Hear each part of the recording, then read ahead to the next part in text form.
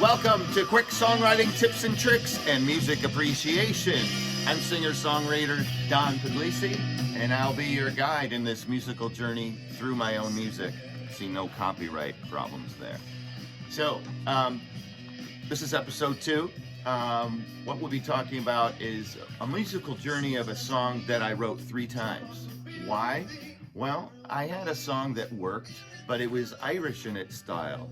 It was like this. Everyone craves an epiphany. Everyone has song. Da, da, da, da, and it went along like that, and it worked really well as an Irish folk tune. But I'm not an Irish folk singer. It just kind of came out of me without me really feeling it. It was kind of on a whim. And so this musical journey also occurred because a friend of mine asked me a question, said, what are you recording right now? And I said, I don't know, because he goes, well, you got lots of songs. And I'm like, that's true, but I don't have the now song. So for some reason I was going back listening to Liquor Lotto because it was funny, but the lyrics struck me as not being funny.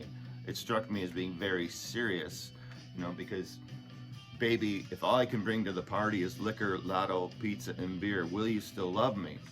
So it's a social commentary. So I switched to grunge, 90s grunge. I tried on that hat, right? Which really wasn't me either. 90s grunge to me is like bipolar kind of music, especially, Kurt Cobain.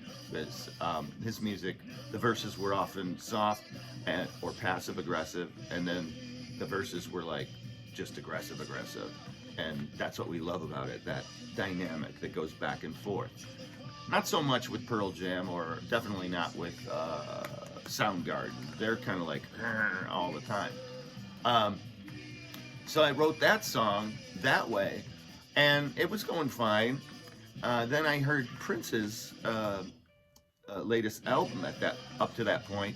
It was called Plectrum Spectrum. It was so funky, so cool, and it had influences from Led Zeppelin as well as Curtis Mayfield.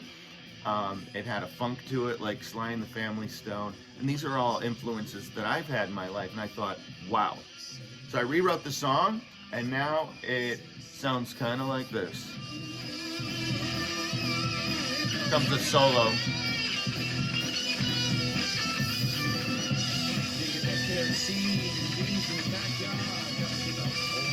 Here comes the chorus.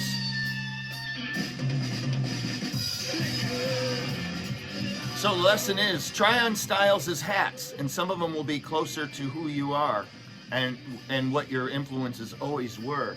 Think about the now songs. That doesn't mean you're molding yourself to the music business, but you're just being your relevant self. Okay? All right, let's play it out. Don Puglisi here. Let's have a rockin' day. See you next time for episode 3.